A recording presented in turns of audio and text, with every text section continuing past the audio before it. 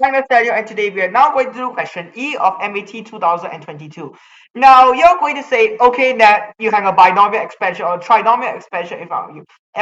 Are you going to throw me some number sequence?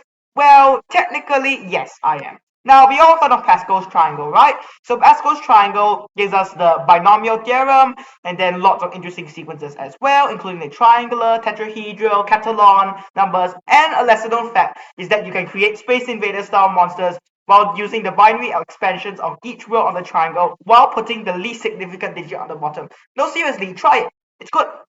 Now, what I'm going to use here is the trinomial triangle. Although this may sound crazy, it actually makes things better in the long run. So instead of adding the two values on the top, you add three values.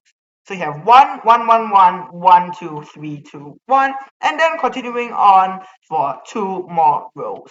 This is the first power, second power, third power, and then you will have the fourth power. And we got our answer. The independent of x term is actually 19. So the correct answer is C. Have I answered your question? Well, yes. Have I answered the MAT question?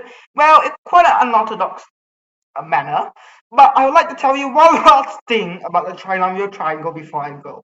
Well, the Pascal's triangle generates the Catalan numbers, which you might be able to look up. The trinomial triangle produces the Motzkin numbers. It's the number of ways you can generate unintersecting chords. Well, mathematical chords on a circle with n points. So what you do is that you take 3 minus 1 to get 2, 7 minus 3 to get 4, 90 minus 10 to get 9, and so on and so forth. Well, see you